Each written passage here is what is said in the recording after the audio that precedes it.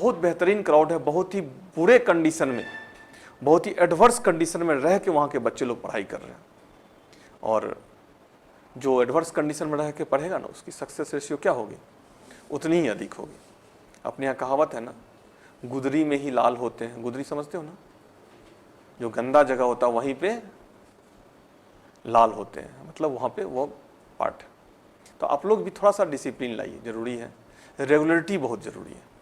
देखो गायब रहते हो तो हमको क्या जा रहा है, ऑर्गेनाइजेशन किसी को कुछ भी नहीं जा रहा है, इससे केवल और केवल आपका हैम्पर हो रहा है, किसी का कोई हैम्पर नहीं हो रहा है। और यह आपको अफसोस होगा कब, जब खत्म हो जाएगा कहानी। चलिए, कल हम लोग क्या क्या पढ़े थे, टॉपिक पे आते हैं। ऑक्सीजन गैसेस को कंप्लीट कर लिए थे ना, गैसेस को हम लोग कर लिए थे।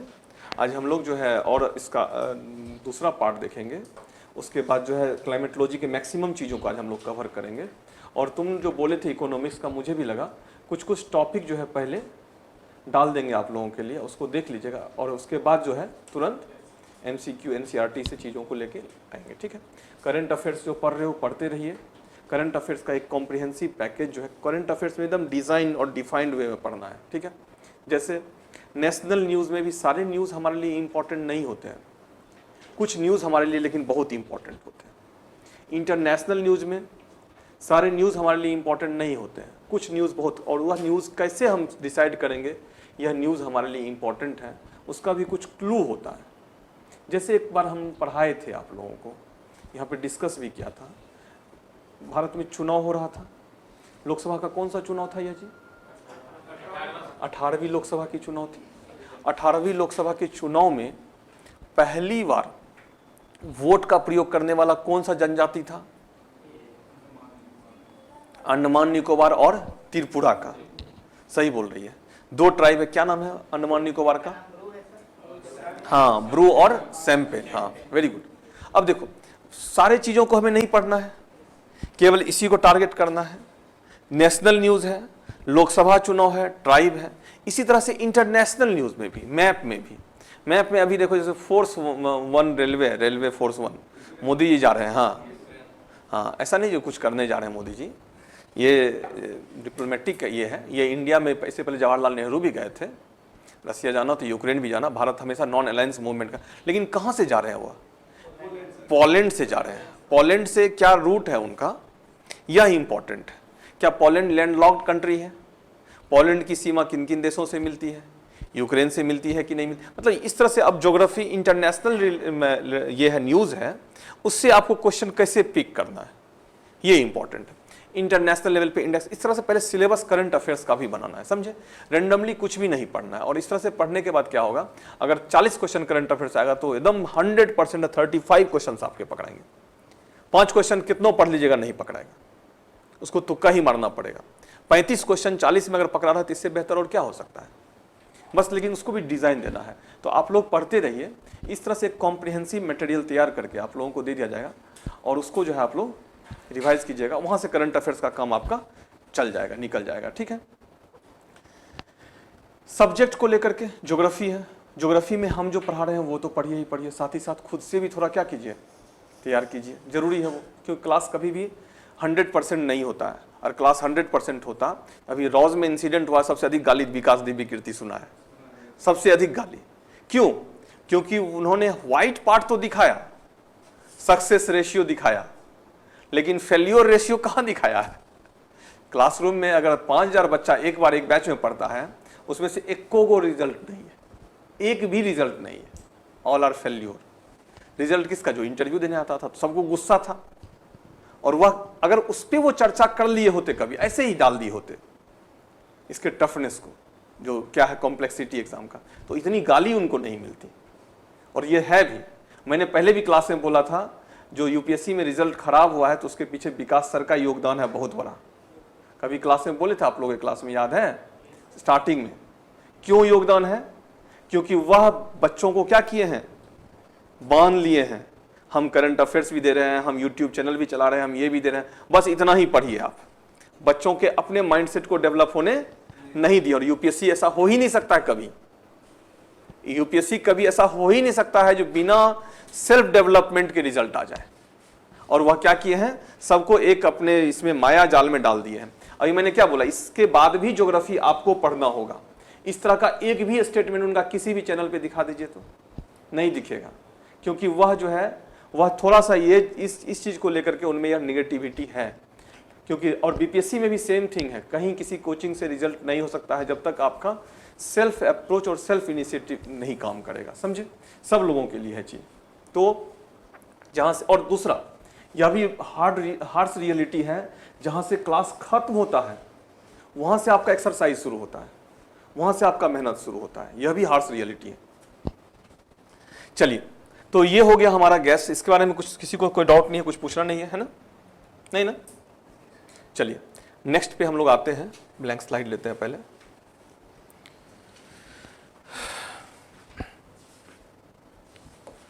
क्या था?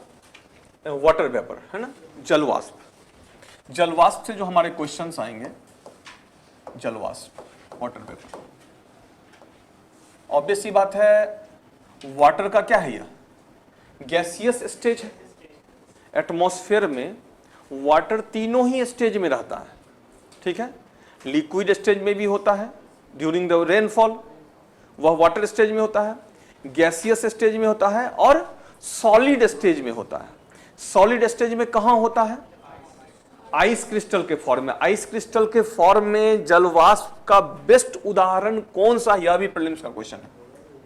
आइस क्रिस्टल के फॉर्म में जलवाष्प का एटमॉस्फेयर में बेस्ट एग्जांपल कौन सा है? प्रीलिम्स का क्वेश्चन कौन सा है?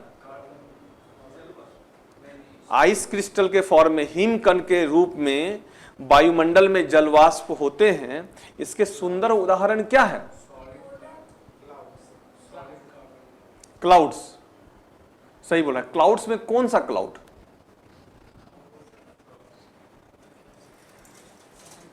कौन सा क्लाउड? चलो याद रखना ये सब पॉइंट। पक्षाप बादल, साइरस क्लाउड है ना। साइरस क्लाउड क्यों? पक्षाप बादल क्यों? पक्षाप बादल क्यों? क्यों होगा यह आइस क्रिस्टल के फॉर्म में? क्योंकि सबसे अधिक ऊंचाई पर पाए जाने वाला बादल है यह। इसकी ऊंचाई लगभग 6000 मीटर से अधिक होती है, 6 किलोमीटर से अधिक होती है। 6 किलोमीटर के ऊंचाई पर टेम्परेचर क्या होता है? कम होता है। टेम्परेचर कम होगा तो वह लिक्विड भी किस में कन्वर्ट हो जाएगा? आइस। एकदम कॉमन क्वेश्चन है, कॉमन सेंस बेस्ड क्वेश्चन है। वायुमंडल में जलवाष्प तीनों ही रूप में मौजूद होते हैं, आइस क्रिस्टल के फॉर्म में, गैसियस स्टेज में जलवाष्प के रूप में, और लिक्विड स्टेज में तरल अवस्था में वाटर के फॉर्म में, ठीक है।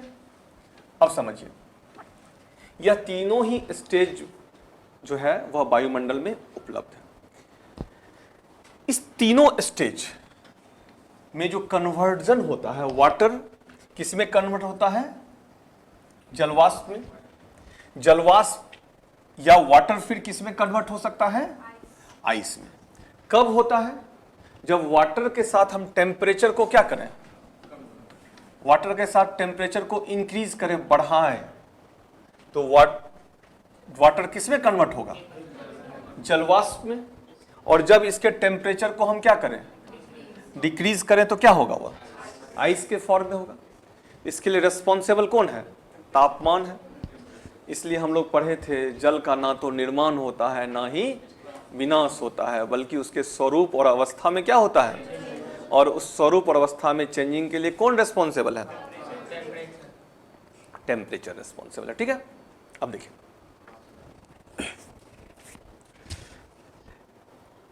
जल वाष्प वायुमंडल में उपस्थित होता है, जनरली यह बादल के फॉर्म में होता है ना। At the time of rainfall वाष्प किस में कन्वर्ट होता है? वाटर में, ठीक है। अब समझिएगा, जो टेम्परेचर, जो तापमान, जो ऊर्जा इस जल को जलवाष्प बनने में यूज हुआ होगा, वह ऊर्जा इसी जलवाष्प में होगा, in the form of latent heat. एक वर्ड यूज किए थे, लेटेंट हीट। हिंदी में इसको क्या कहते हैं? गुप्त उष्मा, है ना। लेटेंट हीट गुप्त उष्मा के रूप में होता है। और यही गुप्त उष्मा जो है जब जलवाष्प जल में बदलेगा तो गुप्त उष्मा क्या होगा, रिलीज होगा, निष्कर्षित होगा, रिलीज होगा, बाहर निकलेगा। और यही गुप्त उष्मा सभी प्रकार के मौसमी घटनाओं के लिए क्या होगा, हाँ घटना के लिए जी, मौसमी घटना में कौन कौन सी घटना, हाँ थंडरिंग, लाइटनिंग, ये सब जो घटनाएं होती है ये सब किसके कारण होती हैं, जलवाष्प के कारण होती है। पहला जलवाष्प का इंपॉर्टेंस समझे। जलवाष्प जो है वह जल का गैसियस स्टेज है। जलवाष्प के साथ क्या जुड़ा होता है, लेटेंट हीट जुड़ा होता है, गुप्त उष्मा। गुप्त उष्मा क्या होती है, जिस उष्मा का प्रयोग जल को वाष्प में कन्वर्ट करने में हुआ है वही उष्मा क्या कहलाता है, गुप्त उष्मा कहलाता है। और हम लोग यह भी पढ़े हैं एनर्जी नाइदर बी क्रिएटेड, और जो यूज हुआ है वह भी क्या होगा, बाहर निकलेगा। बाहर निकलता है कब, जब उसके स्टेजेस में चेंजेस होते हैं, उसके अवस्था में परिवर्तन होता है, और गैसियस स्टेज से किस में कन्वर्ट होता है, वह लिक्विड स्टेज में कन्वर्ट होता है तो वह बाहर निकलता है। तो यह लेटेंट हीट ही सभी प्रकार के मौसमी घटनाएं जो थंडरिंग, लाइटनिंग जैसे इंसिडेंट होते हैं उसके लिए क्या होता है, रेस्पॉन्सिबल होता है। समझे सब लोग। अब आइए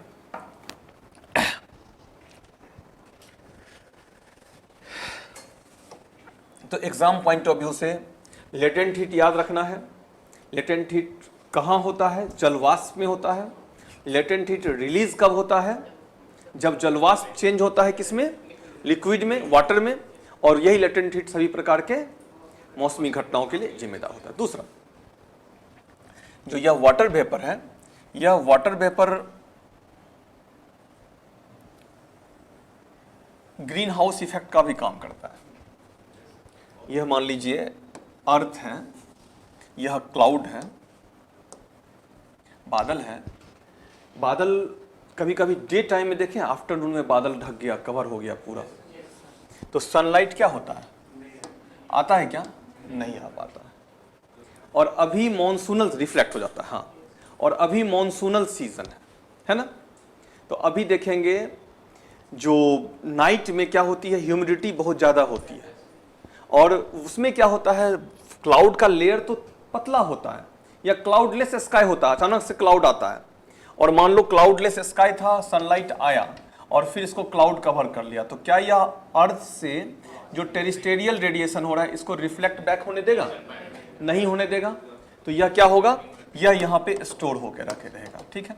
इसलिए ऐसा कहा था, यह क्लाउड जो है, यह वाटर वेपर का जो कंपोजिशन है, यह क्या करता है, यह एक ब्लैंकेट के जैसा काम करता है। यह वर्ड एनसीईआरटी में भी यूज है और प्रीलिम्स में, यूपीएससी प्रीलिम्स में पूछा है। क्या करता है यह, एक ब्लैंकेट। ब्लैंकेट का कैसा मामला होता है, ना बाहर के टेम्परेचर को अंदर जाने देता है, ना अंदर के टेम्परेचर को बाहर जाने देता है। That's why cloudful night is too warm and hot as compare to cloudless night. इसलिए जो है बादल वाली रात अधिक गर्म और उष्ण होती है, किसकी तुलना में, बादल विहीन रात की तुलना में, ठीक है। तो क्लाउड का और जलवाष्प का दूसरा इंपॉर्टेंस है हमारे क्लाइमेट में, समझे। पहला तो लेटेंट हीट वाला मामला था, दूसरा ये है। इसको लिखना चाहे तो लिख सकते हैं, जिसका लिखा हुआ, जो नहीं लिखा वो लिख लीजिए।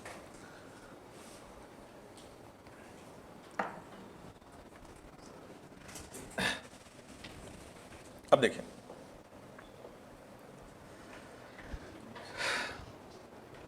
ये जो जलवाष्प है, ये जलवाष्प मैक्सिमम पृथ्वी पे कहां होगा, 0 डिग्री है ना, इक्वेटर पे होगा। फिर मिनिमम कहां होगा, मिनिमम कहां होगा, डेजर्ट एरिया में होगा, सब tropical high pressure belt zone में, और पोल्स पे होगा। तो इक्वेटर टुवार्ड्स पोल जैसे जैसे जाएंगे तो जलवाष्प की मात्रा क्या होगी, घटते जाएगी। फिर जलवाष्प के साथ दूसरी विशेषता, अकॉर्डिंग टू हाइट, ऊंचाई बढ़ेगी तो जलवाष्प की मात्रा क्या होगी, कम होगी। जलवाष्प हैवियर पार्टिकल है ना, निचले पानी है, H2 है, वो हैवी है, वह निचले एटमॉस्फेयर में होगा। निचले एटमॉस्फेयर मींस लोअर एरिया में, लोअर एल्टीट्यूड्स पे होगा। तो इस प्रकार सभी प्रकार की मौसमी घटनाएं कहां होंगी, लोअर एल्टीट्यूड।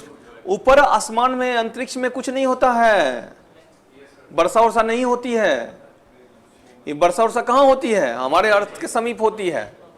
आसमान वहां एकदम शांत सफाई रहता है, केवल कॉस्मिक इंसिडेंट्स, ब्रह्मांडीय घटनाएं टूट फूट होते रहती हैं, जो कि वर्षा से अधिक खतरनाक होता है। अभी क्या मामला हुआ है इनका, सुनीता विलियम्स का?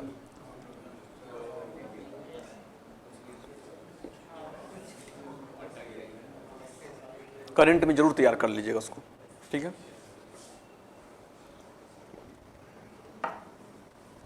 उनके लिए एक अलग से स्पेस शटल तैयार हो रहा है। और जानते हैं, ये जो स्पेस शटल जिस समय टेक ऑफ हो रहा था, उससे पहले ही इसमें प्रॉब्लम आ गया था, उनको पता था। हाँ, देखो कैसा ये सब होते हैं, ये सब आज के भगवान हैं, ईश्वर हैं, जिनको यह पता है हम जा रहे हैं, हम लौट के आएंगे या नहीं आएंगे। आखिर क्या जरूरी था? किस चीज़ की कमी है उनको? पैसे की कमी है, सब कुछ, लेकिन उसके बाद भी हमारे डेवलपमेंट के लिए, हमारे विकास के लिए वो वहाँ तक गए। और अब संभावना बहुत कम बचा है उनके लौट के आने का। ये सब एक्चुअल में आज के भगवान हैं और ईश्वर है, इन लोगों की पूजा होनी चाहिए। तो ये हो गया आपका जलवाष्प। जलवाष्प में क्या क्या इंपॉर्टेंस है? जलवाष्प लोअर एटमॉस्फेयर में होता है, अपर एटमॉस्फेयर में नहीं होता है। जलवाष्प जो है, जलवाष्प के लेटेंट हीट, गुप्त उष्मा ही सभी प्रकार के मौसमी घटनाओं के लिए जिम्मेदार होती है। फिर जलवाष्प जो है, क्लाउड जो है, एक ब्लैंकेट के जैसा काम, सेम स्टेटमेंट यूज किया गया, ब्लैंकेट के जैसा काम करता है, कंबल जैसा, जिस कारण से क्लाउड वाली रात जो होती है, बादल वाली रात, अधिक उष्ण, वार्म एंड हॉट होती है, ठीक है, ह्यूमिड एंड हॉट, उष्ण और आर्द्र होती है। किसकी तुलना में? बादल विहीन रात्रि की तुलना में। इसके लिए वर्ड यूज किया गया है, बादल विहीन रात अधिक सुहावनी होती है, प्लीजेंटफुल होती है, एज कंपेयर टू क्लाउडफुल नाइट्स की, ठीक है, यही वर्ड यूज है। तो जलवाष्प से किस तरह से क्वेश्चन आएंगे, समझे सब लोग? अब आइए धूलकण देखते हैं, डस्ट पार्टिकल। डस्ट पार्टिकल का सबसे इंपॉर्टेंट जो रोल है हमारे क्लाइमेट में, वह क्या है? हाँ, डस्ट पार्टिकल वह क्या करता है? हाइग्रोस्कोपिक न्यूक्लियस का काम करता है। हाइग्रोस्कोपिक न्यूक्लियस क्या होता है? हाइग्रोस्कोपिक न्यूक्लियस आर्द्रता ग्राही नाभिक होता है, जो आर्द्रता को क्या करता है? ग्रहण करता है। जैसे यह धूल के कण है, जल के बूंद से तो इसके साइज बड़े ही होंगे, है ना? यह न्यूक्लियस का काम क्या है? इसके सराउंडिंग क्या होता है? जो वाटर ड्रॉपलेट्स होते हैं, जो क्लाउड ड्रॉपलेट्स सॉरी, वह क्या होते हैं? वह जमते हैं, संघनित होते हैं। संघनन मीन्स क्या? चारों ओर जमने का काम। ठीक ऐसे ही समझो ना, जैसे केतली में पानी गर्म करो आप, ठीक है, पानी गर्म करो, पानी गर्म होगा, भाप बन रहा है, वह रिलीज हो रहा है, और पानी के ऊपर, उस केतली के ऊपर छोटा सा कोई भी ऐसा पार्टिकल डाल दो, देखोगे उसके चारों ओर क्या होगा? पानी का बूंद जमा हो जाएगा। तो ठीक वही न्यूक्लियस है, अगर वह नहीं होगा तो पानी क्या होगा? चला जाएगा। अगर यह डस्ट पार्टिकल नहीं होगा तो जलवाष्प जो बाहर नीचे से ऊपर आ रहा है वह चला जाएगा एटमॉस्फेयर में, वह जो है वह वहां पे क्या है, और वर्षा नहीं होगी। उसके लिए एक नाभिक चाहिए जो क्या करे, उसको आकर्षित करके अपने साथ मेंटेन करके रखे। तो वही नाभिक क्या है? डस्ट पार्टिकल, हाइग्रोस्कोपिक न्यूक्लियस, ठीक है, आर्द्रता ग्राही नाभिक कहते हैं। तो वर्षा के लिए धूलकण का होना क्या है? अनिवार्य। धूलकण के एब्सेंट में जो है वर्षा नहीं, केवल जलवाष्प के जल के बूंद होंगे तो वर्षा नहीं होगी, धूलकण भी चाहिए ही चाहिए, समझे? फिर धूलकण क्या करता है? यह स्कैटरिंग का काम करता है। किसका स्कैटरिंग करता है? सनलाइट का। और सनलाइट के स्कैटरिंग के कारण ही, प्रकीर्णन के कारण ही क्या होता है? कलर ऑफ स्काई होते हैं। आकाश के जो अलग अलग कलर होते हैं वह क्या होते हैं? वह इसी के कारण होते हैं। इसमें एक और वर्ड यूज है, डिफ्यूज डे रेडिएशन, नाम सुने हो क्या? विस्तृत व्योम विकिरण हिंदी में उसको कहते हैं।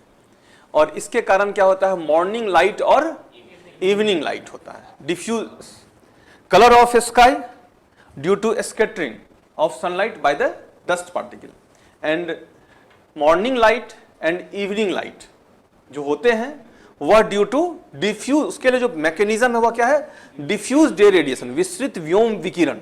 विस्तृत व्योम विकिरण काइंड ऑफ स्कैटरिंग ही है, प्रकीर्णन ही है। इसमें क्या होता है, जैसे यह डस्ट पार्टिकल है, डस्ट पार्टिकल है, यह है, यह है, यह है, यह है, यह है, ठीक है।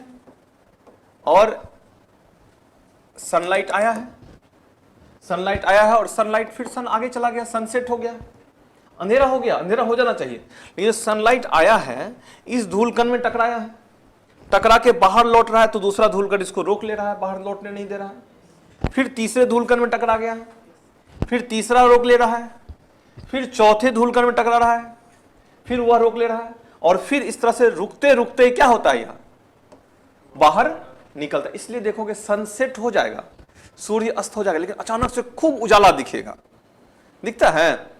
यह क्या है, यही डिफ्यूज रेडिएशन है। मॉर्निंग में जब सनराइज हो रहा होता है उस समय भी सेम थिंग होता है, सनलाइट आता नहीं है, आता है तो क्या होता है, वह कम कम अमाउंट में आता है, जिस कारण से क्या होता है, वह अलग अलग धूलकण से टकराते हुए आसमान में हम तक नहीं पहुंचता, लेकिन स्काई में होता है, और कलर ऑफ स्काई डेवलप होते हैं। तो morning light and evening light, जो सुबह का प्रकाश है और जो रात्रि की प्रकाश है, यह दोनों कब होती हैं, diffuse day radiation. Morning light में कब, जब सनराइज नहीं हुआ है, अचानक से रात, हाँ एकदम डार्क था और देखोगे तुरंत सफेद, हाँ 4-5 एग्जैक्ट टाइम, हाँ वह क्या है, वह इसी विस्तृत व्योम विकिरण का पार्ट है। क्या रात, हम लोग कहते हैं हाँ रात के बाद, हाँ छठ पूजा, आप देखो रात के बाद सवेरा आता है ना, और जब ये होता है डार्क नाइट होता है, काली रात होती है, तब तो और अच्छा मतलब दिखता है, उसमें एकदम विजिबल होता है। तो ये डस्ट पार्टिकल का इंपॉर्टेंट, धूलकण का क्या क्या इंपॉर्टेंस हो गया, हाँ हाइग्रोस्कोपिक न्यूक्लियस जो एग्जाम पॉइंट ऑफ व्यू से है। दूसरा क्या है, स्कैटरिंग का काम करता है, विस्तृत व्योम विकिरण। और स्कैटरिंग से कैसे, काइंड ऑफ स्कैटरिंग या विस्तृत व्योम विकिरण, लेकिन वह क्या है, वह अलग अलग रेज को अलग अलग पार्टिकल के द्वारा रिफ्लेक्ट ये किया जाता है, स्कैटर्ड किया जाता है। चलिए अब हम लोग देखते हैं क्या, कंपोजिशन देख लिए, अब स्ट्रक्चर देखते हैं एटमॉस्फेयर का। इंपॉर्टेंट है स्ट्रक्चर, ठीक है, और उसके बाद तेजी से निकालेंगे टॉपिक, समझे। ये टॉपिक पहला टॉपिक था, इसलिए थोड़ा टाइम लगा इसमें।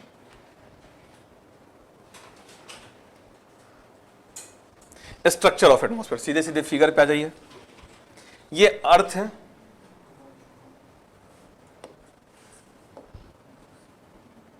ये क्या है, अर्थ है ना। इस अर्थ के सराउंडिंग सबसे क्लोजेस्ट लेयर जो है वो क्या है, ट्रोपोस्फेयर, ठीक है, ट्रोपोस्फेयर। इसको हिंदी में क्या कहते हैं, क्षोभ मंडल। एक फिगर हैंडमेड फिगर भी बनाते हैं, ठीक है।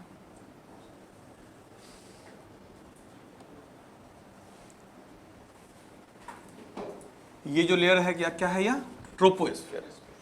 ट्रोपोस्फेयर हिंदी में क्या है, ट्रोपोस, यह वर्ड ही आया है टर्बुलेंस से, और टर्बुलेंस को हिंदी में क्या कहते हैं, विक्षोभ। स्फीयर मीन्स लेयर, यह क्या हो गया, विक्षोभ मंडल, ट्रोपोस्फेयर, ठीक है, टर्बुलेंस। अब यह क्षोभ मंडल है। अब यहां पे देखेंगे क्या है, 0 डिग्री है, और यह क्या है, 90 डिग्री है।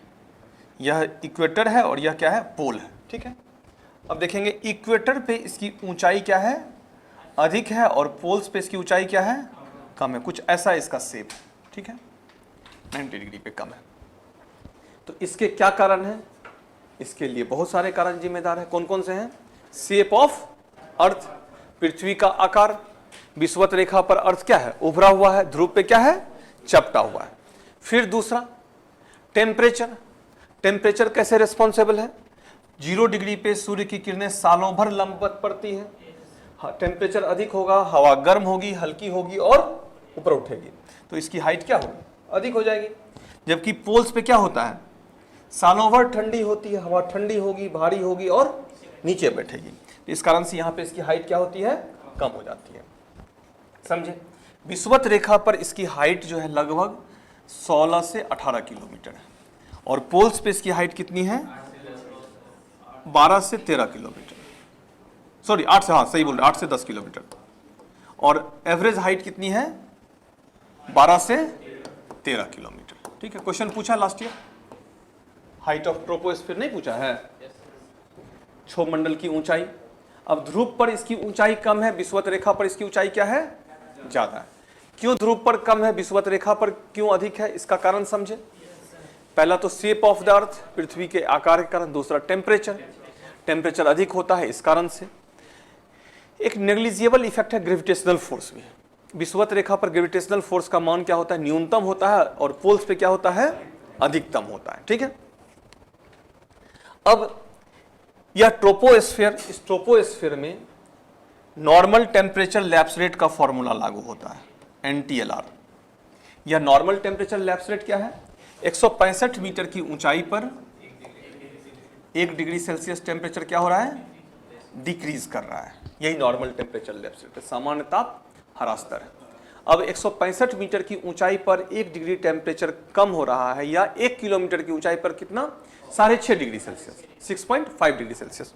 तो इसका यह प्रभाव होता है विषुवत रेखा पर टेम्परेचर घट के लगभग -80 से टू -85 डिग्री सेल्सियस हो जाता है।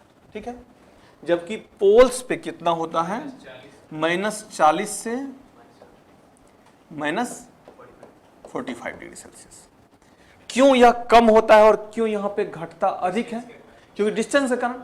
यहां पे 18 किलोमीटर है, 18 किलोमीटर है तो रिड्यूसिंग रेट अधिक होगा, यहां पे अधिक टेम्परेचर कम होगा। और यहां पे क्या 8-10 किलोमीटर ही है, यहां पे कम घटेगा। सिंपल सा लॉजिक है, क्योंकि 1 किलोमीटर की ऊंचाई पर कितना घट रहा है, 6.5 डिग्री से 6.5 डिग्री सेल्सियस, या 165 मीटर की ऊंचाई पर 1 डिग्री सेल्सियस, दोनों याद रखेगा। तो जहां सरफेस की अगर हम लोग बात करें, सरफेस पे 0 डिग्री के आसपास के क्षेत्र में ड्यू टू हाई टेम्परेचर क्या होता है, लो प्रेशर, और पोल्स पे क्या होता है, due to low temperature high pressure. ठीक इसका अपोजिट होता है कहां, अपर एटमॉस्फेयर में, अपर एटमॉस्फेयर सॉरी ट्रोपोस्फेयर के अपर लेयर में।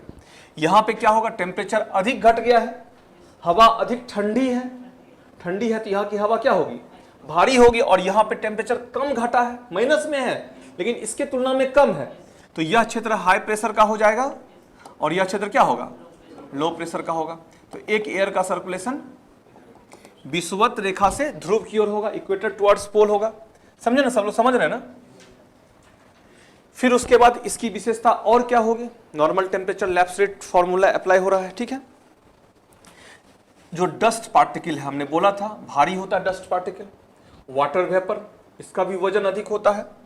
जो जल के बूंद है, मैक्सिमम डस्ट पार्टिकल और water vapour are concentrated in altitudes, lower altitudes, which is troposphere, क्षोभ मंडल में है यह। तो दोनों मिलके क्या करेगा, मौसमी घटनाएं, जितने भी प्रकार की मौसमी घटनाएं होंगी, क्लाइमेटिक इंसिडेंट्स होंगे, सब कहां होंगे, सब क्षोभ मंडल में होंगे। ठीक है। तो क्षोभ मंडल जो है, यह लेयर जो है, यह लेयर क्या एयर ट्रांसपोर्टेशन के लिए फिट होगा, नहीं होगा। यह लेयर वायु परिवहन के लिए अनुकूल नहीं होता, वायु परिवहन यहां पे नहीं होता है। क्यों नहीं होता है, क्योंकि सभी प्रकार की मौसमी घटनाएं क्या होती है, यही होती है, इसलिए नहीं होता है। समझे, not fit for air transportation. अब एयर ट्रांसपोर्टेशन कहां होता है उसको हम लोग डिस्कस करेंगे। इसके अलावे जितने भी प्रकार के क्लाइमेटिक इंसिडेंट से हवा बहती है, हवा कहां बहेगी, जिसका संबंध हमसे हो क्षोभ मंडल में। वर्षा होगी क्षोभ मंडल, ग्लोबल वार्मिंग होगा, सब क्षोभ मंडल में होगा। तो डायरेक्ट क्षोभ मंडल क्या है, डायरेक्ट हमसे जुड़ा हुआ लेयर। समझे, हमारे ऊपर प्रत्यक्ष रूप से किस मंडल का प्रभाव पड़ता है, क्षोभ मंडल का प्रभाव पड़ता है। समझे ना। तो क्षोभ मंडल की विशेषता समझे क्या है, क्षोभ मंडल के ऊपर एक और लेयर है जिसका नाम क्या है, स्ट्रेटोस्फीयर। हाँ, स्ट्रेटो देखेंगे यहां पे भी लिखा होगा, स्ट्रेटोस्फीयर लिखा हुआ है ना, समताप मंडल। स्ट्रेटोस्फीयर, एक मिनट,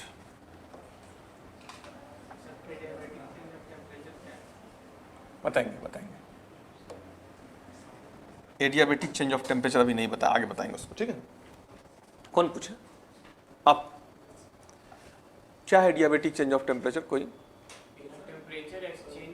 हाँ, बिना, जब कोई कॉल्यूम बिना टेम्परेचर के एक्सचेंज किए तापमान को ना ही देता है ना ही लेता है, लेकिन उसका हीट वैल्यू चेंज हो जाए, उसके उष्मीय मान में क्या हो, बदलाव हो जाए, तो वह क्या कहलाएगा, एडियाबेटिक चेंज ऑफ टेम्परेचर। जैसे किसी गर्म वस्तु को हम फैलाएंगे तो धीरे धीरे क्या होगी, वह ठंडी होगी, धीरे धीरे ठंडी नहीं, जैसे ही फैलेगी तो वैसे ही ठंडी होगी, क्योंकि इसका टेम्परेचर क्या हो गया, स्प्रेड कर गया।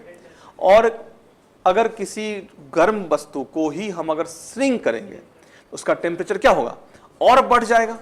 यही है adiabatic change of temperature. Adiabatic change of temperature जो है वह कहाँ यूज होता है, वह वर्षा में यूज होता है। ध्यान रखिएगा, क्लाउड से जब वर्षा होती है तो उसमें एडियाबेटिक चेंज ऑफ टेम्परेचर का यूज होता है। क्यों?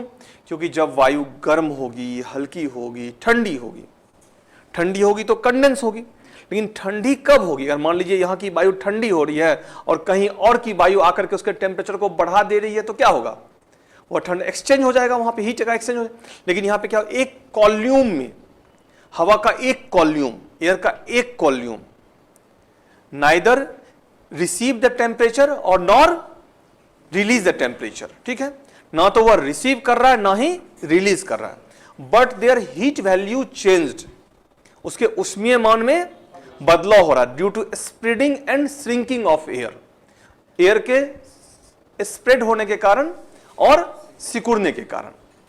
उसी को हम लोग क्या कहते हैं, एडियाबेटिक चेंज ऑफ टेम्परेचर। समझे? और जब वह स्प्रेड होगा तो ठंडा होगा, जो अवेलेबल ह्यूमिडिटी होंगी उससे क्या होगा, वह सैचुरेटेड होगा, सैचुरेटेड होगा तो वर्षा होगी, सीधा सा लॉजिक है। ठीक है, तो वर्षा के लिए exactly adiabatic change of temperature ही चाहिए। नॉर्मल टेम्परेचर लैप्स रेट से तो वह ठंडा होता है, लेकिन जो मैकेनिज्म परफॉर्म होता है वह कौन सा होता है, एडिया, रुद्धोष्म ताप परिवर्तन कहते हैं उसको हिंदी में। समझे? हाँ, यह क्या हो गया, अब ट्रोपोस्फीयर के ऊपर कौन सा लेयर है, स्ट्रेटोस्फीयर, जिसकी हाइट लगभग 50 किलोमीटर, यह अप्रोक्सीमेट में ही होगा, ध्यान रखना है। यह हाइट जो है ऊपर भी जा सकता है और नीचे भी जा सकता है। ठीक है, यह 50 किलोमीटर, लेकिन इंपॉर्टेंट है, इससे लेयर ट्रोपोस्फीयर और स्ट्रेटोस्फीयर के बीच एक ट्रांजिशन लेयर है। ठीक है, इसको क्या कहते हैं हम लोग, ट्रोपोपाउस कहते हैं, क्षोभ सीमा कहते हैं इसको। क्या कहते हैं इसको, ट्रोपोपाउस, हिंदी में इसको क्या कहते हैं, क्षोभ सीमा। ना तो यह ट्रोपोस्फीयर से सिमिलर है ना ही स्ट्रेटोस्फीयर से, लेकिन थोड़ी बहुत अगर सिमिलरिटी है भी तो किसके साथ है, ट्रोपोस्फीयर के साथ है। समझे? इसलिए इसको क्या कहते हैं, क्षोभ सीमा, ट्रोपो से इसका नाम है। अब इसके ऊपर एक लेयर है जिस between 20 to 35 kilometre, maximum concentration of ozone gas. हाँ, ओजोन गैस का अधिकतम संघ है, हालांकि ओजोन है इस पूरे लेयर में, लेकिन मैक्सिमम कंसंट्रेशन कहाँ है, 20 से 35 किलोमीटर के बीच। और इसलिए इस लेयर को हम लोग क्या कहते हैं, ओजोन लेयर, O3। और ओजोन क्या करता है, सूर्य से आने वाले यूवी रेज को से हमें बचाता है, एब्जॉर्ब करता है। और क्या मैकेनिज्म था, यूवी रेज को एब्जॉर्ब कैसे करता है, O2 प्लस O मिलके O3 बनाता है at the presence of sunlight, और उसी में सनलाइट यूज हो जाता है, जिस कारण से यूवी रेज जो है हम तक नहीं पहुंच पाता है। और ध्यान रखिएगा, यूवी रेज के एब्सेंट में इसका ब्रेकडाउन भी होता है, किसमें, O2 और O में, और O2 पोल्स पे जाके नीचे बढ़ जाता है और एटमॉस्फेयर में कौन होता है, O होता है। पूरा यह चैपमैन साइकिल बताया हुआ है। तो यह O3 है। O3 का मैक्सिमम संकेंद्रण कहां है, 20 से 35 किलोमीटर पर है। ठीक है, और यह क्या करता है, यूवी रेज से हमें प्रोटेक्ट करता है। ठीक है, इसलिए इसको ओजोन लेयर कहते हैं। अब इंपॉर्टेंट है, ट्रोपोस्फीयर में टेम्परेचर क्या हो रहा था, घट रहा था, लेकिन यहां पे यूवी रेज को एब्जॉर्ब कर रहा है, तो टेम्परेचर क्या होगा, बढ़ जाएगा। हाँ, यहां पे टेम्परेचर क्या हो रहा है, बढ़ रहा है। ये याद रखिएगा, क्वेश्चन पूछा है दूसरे एग्जाम में, जो किस लेयर में टेम्परेचर घट रहा है, किस लेयर में टेम्परेचर बढ़ रहा है, मैचिंग के लिए दे रखा है। ठीक है, मैचिंग वाला क्वेश्चन पूछ रखा है प्रीलिम्स में। उसके बाद स्ट्रेटोस्फीयर के ऊपर एक और लेयर है, जिसका नाम क्या है, मेसोस्फीयर। इसकी हाइट कितनी है, 80 किलोमीटर।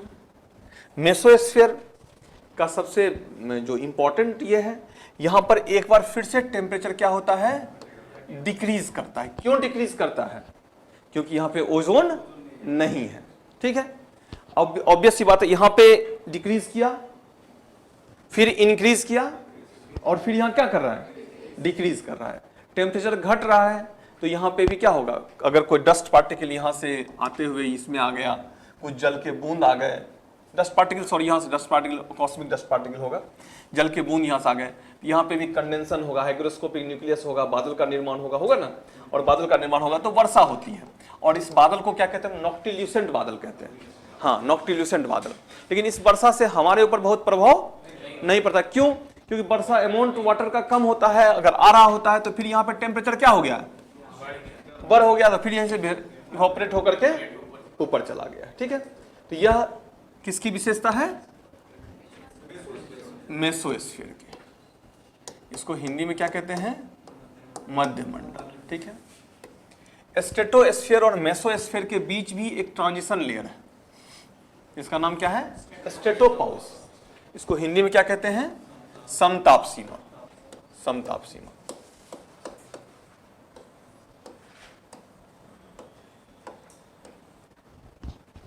उसके बाद फिर मेसोस्फीयर के ऊपर एक लेयर है, इसका नाम क्या है, थर्मोस्फीयर। थर्मोस्फीयर को हम लोग आइनोस्फीयर भी कहते हैं, थर्मोस्फीयर। और थर्मोस्फीयर की एक और विशेषता है, यहाँ पे एक बार फिर से टेम्परेचर क्या होता है, बढ़ता है। ये जरूर याद रखिएगा, यहाँ पे घट रहा है, यहाँ बढ़ रहा है, यहाँ घट रहा है, और अब कंटिन्यूअस बढ़ता जाएगा। ठीक है, हाँ, थर्मोस्फीयर को आइनोस्फीयर भी कहते हैं क्योंकि यहाँ पे आयोनाइज्ड पार्टिकल होते हैं, आयनीकृत पार्टिकल्स होते हैं, और जो क्या करते हैं, विभिन्न आवृत्ति के रेडियो तरंगों को, हाँ, वह क्या करता है, रिफ्लेक्ट करता है। ठीक है, अलग अलग लेयर्स, और इसमें डी लेयर है, ई लेयर है, एफ लेयर है, जी लेयर, 4 सब लेयर्स हैं इसमें। ठीक है, और अलग अलग लेयर्स में अलग अलग गैस की मेजोरिटी है, और वह गैस क्या करता है, सनलाइट के साथ आयोनाइज्ड करता, आयनीकरण होता है उसका, और उसी से उसका निर्माण भी होता है, आयोनाइजेशन से ही। और उसी के आधार पे कोई लेयर शॉर्ट वेवलेंथ को ट्रांसमिट करता है, कोई लॉन्ग, कोई मीडियम। ठीक है, लेकिन ये हमारे जो, अरे यार ठीक नहीं हुआ ये, हमारा जो ट्रांसमिशन सिस्टम है, संचार की व्यवस्था है, वह कहां से होती है, वह यहीं से होती है, समझे, हाँ, आयन मंडल से ही होती है। ठीक है, उसके बाद आयन मंडल के ऊपर एक और लेयर है, एक्सोस्फीयर, बहिर्मंडल। जितने भी आर्टिफिशियल सैटेलाइट्स होते हैं वह कहां होते हैं, एक्सोस्फीयर में ही होते हैं, बहिर्मंडल में होते हैं। ठीक है, अब उसके ऊपर भी एक लेयर है जिसका नाम है मैग्नेटोस्फीयर। बहुत सारे साइंटिस्ट उसको हमने एटमॉस्फेयर का पार्ट नहीं मानते, लेकिन है बड़ा इंपॉर्टेंट लेयर हमारे एटमॉस्फेयर के लिए, क्योंकि कॉस्मिक इंसिडेंट्स जब होते हैं, ब्रह्मांडीय घटनाएं होती हैं, तो उससे क्या करता है, वो हमें प्रोटेक्ट करता है। हाँ, अब आइए, ये क्या था, स्ट्रक्चर था एटमॉस्फेयर का। Structure, general structure, general stratification of atmosphere. और atmosphere can be categorized as troposphere, stratosphere, mesosphere, thermosphere and exosphere. ठीक है, जनरल स्ट्रेटिफिकेशन है यह। On the basis of chemical composition, रासायनिक संगठन के आधार पर भी वायुमंडल के को क्लासिफाई किया गया। ठीक है, एक है होमोस्फीयर और दूसरा है heterosphere. On the basis of chemical composition, chemical characteristics, homosphere है, होमोस्फीयर, इसको हिंदी में क्या कहते हैं, सममंडल। क्या कहते हैं इसको, सममंडल। रासायनिक संगठन के आधार पर, ठीक, जो गैसेस होते हैं उसके रेशियो के आधार पर, अनुपात के आधार पर। और दूसरा क्या है, हेट्रोस्फीयर, इसको हिंदी में क्या कहते हैं, विषम मंडल।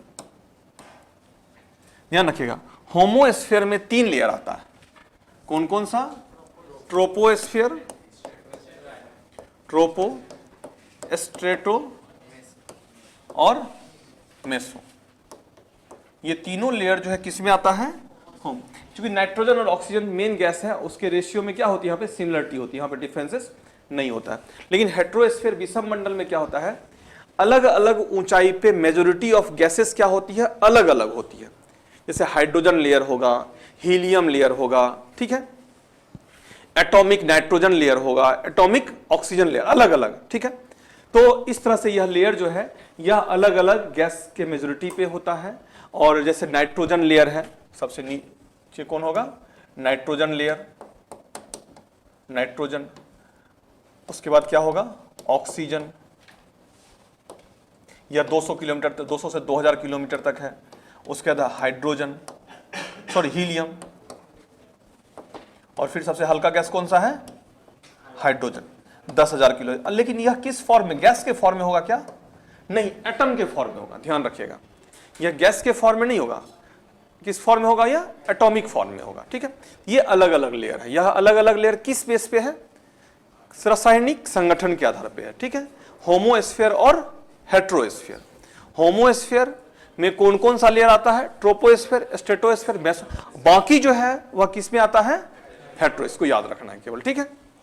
सममंडल और विषममंडल। सममंडल में कौन कौन से आते हैं, क्षोभ, समताप और मध्य, और रिमेनिंग कहां आते हैं, वह हेट्रोस्फीयर में आते हैं, ठीक है। चलिए,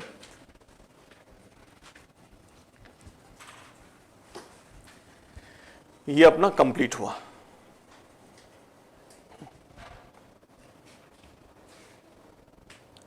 अब इंसोलेशन, सूर्यताप इंपॉर्टेंट है, इसको हम लोग देखते हैं।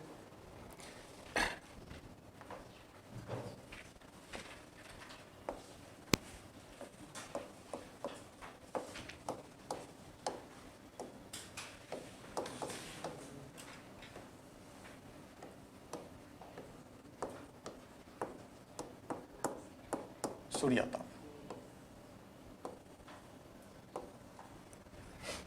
ठीक है। तो ऑब्वियस सी बात है, यहाँ पे सन से जो लाइट आता है उसके बारे में हम लोग स्टडी करेंगे। तो इसके लिए पहले आपको क्या करना होगा, सन के बारे में जानना होगा। सन के बारे में जानने के लिए सबसे पहले हमें स्ट्रक्चर ऑफ सन को जानना चाहिए, नहीं, स्ट्रक्चर ऑफ सन, सन की संरचना कैसी है। सन के अंदर जो लेयर देखेंगे आपको, अलग अलग लेयर दिखेगा, कोर दिखेगा, ठीक है। उसके बाद कौन सा लेयर दिखेगा, रेडिएटिव जोन दिखेगा। उसके बाद कॉन्वेक्टिव जोन दिखेगा। फिर अपर मोस्ट लेयर जहां से सोलर फ्लेम रिफ्लेक्ट होता है वह लेयर दिखेगा। यही इस फिगर में आपको दिखेगा, ठीक है। इस फिगर से समझिए, ये कोर है, इनर मोस्ट पार्ट ऑफ सन, ठीक है। यह कोर है, सन का सबसे आंतरिक भाग है। उसके ऊपर उसके सराउंडिंग में कौन सा एरिया है, रेडिएटिव जोन है। रेडिएटिव जोन बेसिकली कौन सा एरिया है, यह सन का एनर्जी प्रोडक्शन पॉइंट है, जहां पे सन का एनर्जी क्या हो रहा है, प्रोड्यूस हो रहा है।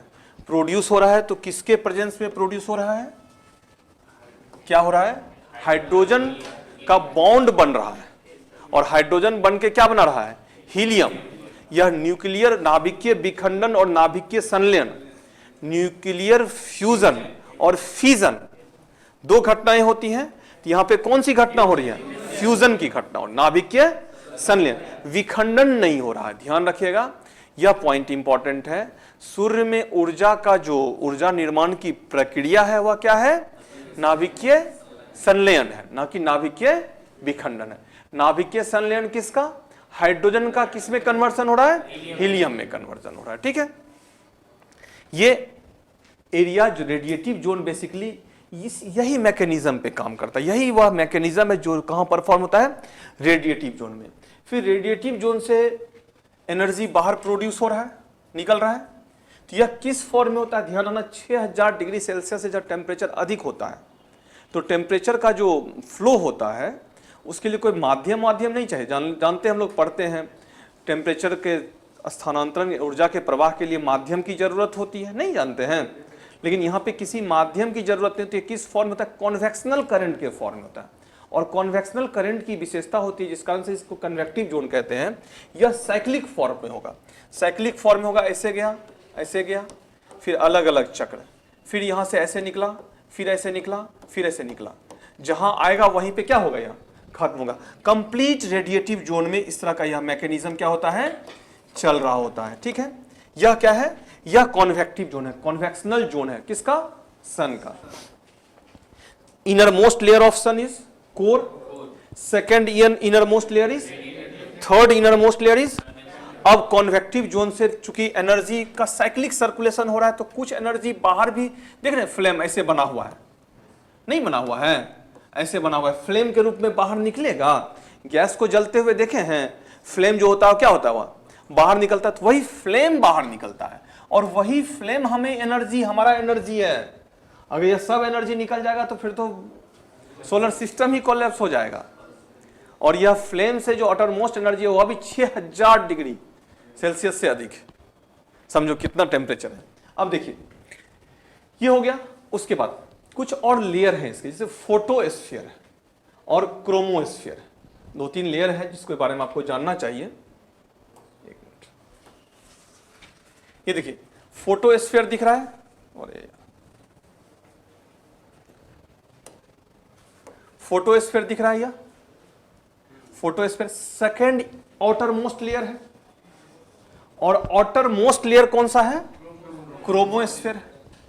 फोटोस्फीयर को हिंदी में हम लोग कहते हैं प्रकाश मंडल और क्रोमोस्फीयर को क्या कहते हैं, वर्ण मंडल। नाम सुना होगा, नहीं सुने हैं, प्रकाश मंडल और वर्ण मंडल। तो सेकेंड आउटर मोस्ट लेयर कौन सा है और अपर मोस्ट लेयर कौन सा है, क्रोमोस्फीयर। पीटी का फैक्ट्स, अगर कुछ पूछा जाए कोरोना कुछ स्पेसिफिक कंडीशन में विजिबल होता है, वह क्या है, वह इस तीनों का ऊपरी भाग है। क्या है यह, कोरोना सबसे अपर मोस्ट लेयर है कोरोना, समझे, सन का। अब देखिए चूंकि फोटोस्फीयर को प्रकाश मंडल कहते हैं और फोटोस्फीयर जो है वह दृश्यगत होता है, सन का जो भाग दिखता है वह दृष्टिगत होता है फोटोस्फीयर, इसलिए सनलाइट से निकलने वाले एनर्जी को फोटोन एनर्जी भी कहते हैं। ठीक है, फोटोन एनर्जी होता है जो शॉर्ट वेवलेंथ के फॉर्म में होता है। ठीक है, जिसके लिए किसी मीडियम की जरूरत नहीं होती है और इसी फोटोन एनर्जी का प्लांट्स के द्वारा क्या होता है, यूज किया जाता है, इसलिए उसको क्या कहते हैं, प्रकाश, फोटोसिंथेसिस। समझे। लेकिन एक चीज और समझिएगा, इसमें जो है जो एनर्जी रेडिएट होता है अलग अलग स्पेक्ट्रम के माध्यम से होता है। स्पेक्ट्रम समझते हैं, सतह स्पेक्ट्रम बेसिकली जहां से लाइट रिलीज होता है उसके सतह के लिए स्पेक्ट्रम वर्ड यूज किया जाता है। ऑप्टिक्स टॉपिक में साइंस में पढ़ेंगे आप लोग। इसमें स्पेक्ट्रम 1 होता है, स्पेक्ट्रम 2 होता है, स्पेक्ट्रम 3 होता है। सनलाइट से बहुत सारा चीज निकलता है, सब हमारे पृथ्वी तक नहीं पहुंचता है। स्पेक्ट्रम 1 से अल्फा, बीटा और गामा एक्सरेज निकलते हैं। स्पेक्ट्रम 2 से क्या होता है, विजिबल लाइट जो हम तक पहुंचता है, और स्पेक्ट्रम 3 से यूवी रेज जो ऊपर ही क्या होता है, और स्पेक्ट्रम 4 से रेडियो वेव्स और माइक्रोवेव्स। अब समझिएगा, सनलाइट का सारा अमाउंट अगर हम तक पहुंचेगा तो पृथ्वी पे विनाश ही ना आएगा, नहीं है, हम लोग सरवाइव कर पाएंगे। कौन सा, केवल यह लाइट हम तक पहुंचता है विजिबल। इसलिए देखेंगे बुक्स में लिखा रहता है, दृश्य प्रकाश की उपस्थिति में पौधा अपना क्या करता है, भोजन बनाता है। नहीं, यह दृश्य प्रकाश मीन्स क्या, जो केवल विजिबल लाइट है। बहुत सारे लाइट्स हैं, सभी लाइट्स के प्रेजेंस में अगर यूवी रेज अधिक होगा तो पौधा भोजन नहीं बनाएगा, तो पौधा के साथ क्या होगा, हाँ, पौधा का क्लोरोप्लास्ट जो है, क्लोरोफिल, वही डेड हो जाएगा। और क्लोरोफिल के उपस्थिति में ही न प्रकाश संश्लेषण की क्रिया होती है। जब क्लोरोप्लास्ट ही डेड हो जाएगा तो क्या पौधा भोजन बना पाएगा, नहीं बना पाएगा। तो यूवी रेज अगर आएगा तो केवल हमारे लिए ही हार्मफुल नहीं होगा, पौधा के लिए भी हार्मफुल होगा। समझे। ये क्या था, स्ट्रक्चर ऑफ सन था। सब लोग समझे इसको। यहां से क्वेश्चन पूछा है, और एक बार क्वेश्चन और पूछा है, जो प्रकाश को पृथ्वी तक आने में कितना टाइम लगता है, 8 मिनट 16 सेकंड है। 16 को 20 मान सकते हैं, 8 मिनट 20 सेकंड। ये फिगर में भी आपको दिख रहा होगा, दिख रहा है ना।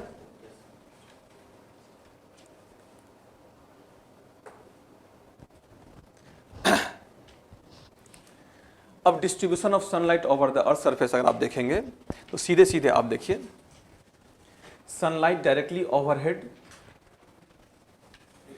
ओवरहेड मीन्स क्या, 90 डिग्री, 90 डिग्री के एंगल के साथ, ओहो,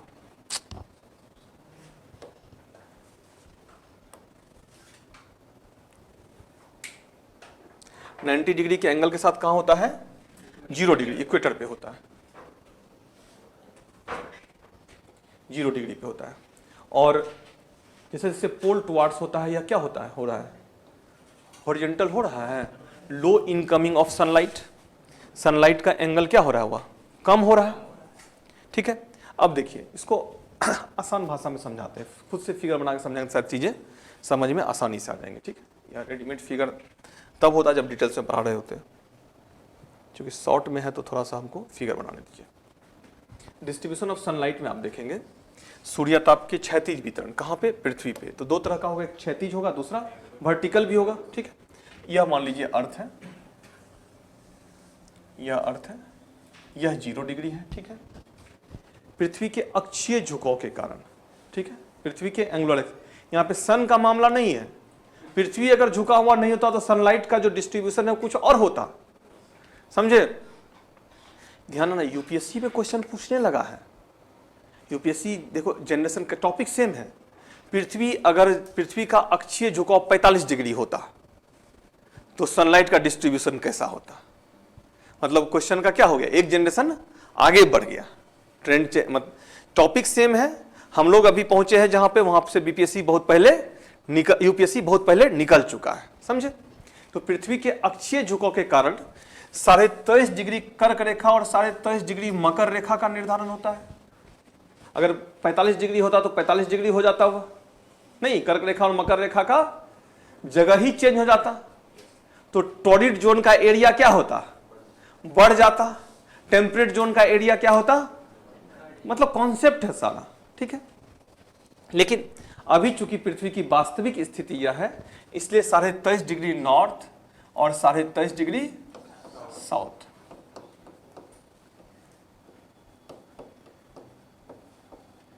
कर्क रेखा और मकर रेखा के बीच सूर्य की किरणें सालों भर क्या होती है, लंबवत होती है ना, लंबवत होती है। लेकिन 0 डिग्री वह अक्षांश है जहां थ्रू आउट द ईयर क्या होता है, लंबवत में भी 100% क्या होता है, परपेंडिकुलर होता है, 90 डिग्री, है ना, 90 डिग्री का एंगल होता है। और यह कंप्लीट वर्टिकल होता है 0 डिग्री पे, समझे। लेकिन जैसे जैसे उच्च अक्षांश की ओर जाते हैं तो क्या होता है, यह क्षैतिज होता जाता है, समझे। चूंकि क्षैतिज किरणों का प्रभाव कम होता है और लंबवत किरणों का प्रभाव अधिक होता है, इसलिए विषुवत रेखा से ध्रुव की ओर जाने पर कंटिन्यूअसली टेम्परेचर क्या होता है, डिक्रीज करता है ना। टेम्परेचर क्या होता है, कम होता जाता है, समझे सब लोग। विषुवत रेखा से ध्रुव की ओर जाने पर क्षैतिज वितरण में अगर देखेंगे तो तापमान क्या होती है, कम होते जाती है। ठीक है, क्यों कम होते जाती है, पृथ्वी के अक्षीय झुकाव के कारण। सूर्य ताप का प्रभाव जो है वह वर्टिकल से क्या होता है, क्षैतिज होता जाता है, जिस कारण से ये सारी चीजें होती है। फिर आइए देखते हैं इसमें